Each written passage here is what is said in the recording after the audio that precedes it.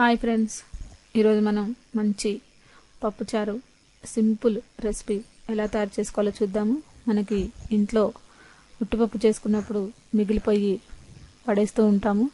అలా పడేయకుండా మనం జాగ్రత్తగా సింపుల్గా ఒక కర్రీ చేసుకోవచ్చండి, పప్పుచారు లాగా.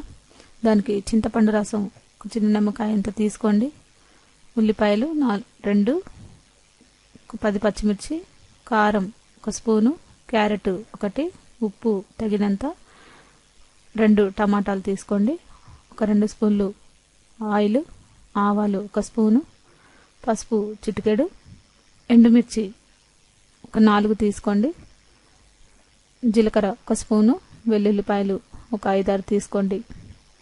ఈ వెజిటేబుల్స్ అన్నీ కూడా శుభ్రంగా కడిగేసి చక్కగా కడిగి ముక్కలుగా కట్ చేసి పెట్టుకోవాలి. ఈ విధంగా అన్ని కట్ చేసిన తర్వాత ఈ ఒక బౌల్ తీసుకొని దాంట్లో మిగిలిన ఉట్టిపప్పు, అంటే మనకి ప్లెయిన్ పప్పు ఏమి వేయకుండా మనం వండుకుంటాం కదండి, అదనమాట. దాంట్లోనే చింతపండు రసాన్ని వేసి ఈ ఉప్పును కూడా వేసి ఉల్లిపాయలు, పచ్చిమిర్చి, క్యారెట్, టమాటా ఇవన్నీ కూడా వేసి దీంట్లోనే ముక్కలన్నీ కూడా ఉడికించుకోవాలి. దీంట్లో కొద్దిగా పసుపు కూడా వేసుకోండి. దీంట్లోనే మనకి చింతపండు రసం వేసిన తర్వాత కొద్దిగా వాటర్ కూడా వేసుకుంటే ఇలా చక్కగా కొద్దిగా పల్చగా మనకి పప్పుచారు రెడీ అవుతుంది.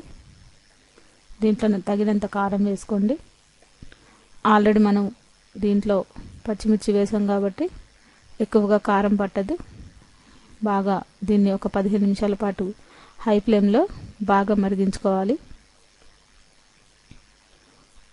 ఇప్పుడు ఇది ముక్కలన్నీ ఉడికిన తర్వాత చారు పక్కన పెట్టేసి ఒక బౌల్ తీసుకొని ఆయిల్ వేసి దీంట్లోనే 1 స్పూను ఆయిల్, ఆవాలు, జీలకర్ర, అలాగే వెల్లుల్లిపాయలు, ఎండుమిర్చి కూడా వేసి వీటిని కొద్దిగా ఒక లో ఫ్లేమ్లో ఒక 5 నిమిషాల పాటు వేయించుకోండి. దోరగా వేగిన తర్వాత దీంట్లో మనం ఈ పప్పుచారుని వేసుకుంటే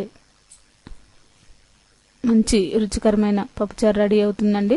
దీంతో కరివేపాకు, కొత్తిమీర కూడా వేసుకోవచ్చు కావాల్సిన వాళ్ళు.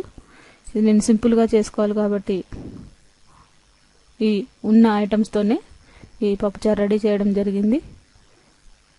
ఉప్పు కూడా టేస్ట్కు తగ్గట్టు వేసుకుంటే ఎంతో రుచికరమైన పప్పుచారు మనకి రెడీ అయినట్టే. ఈ రెసిపీ మీకు నచ్చినట్లయితే లైక్ చేయండి. ఈ రెసిపీని మీరు కూడా ట్రై చేసి చూడండి.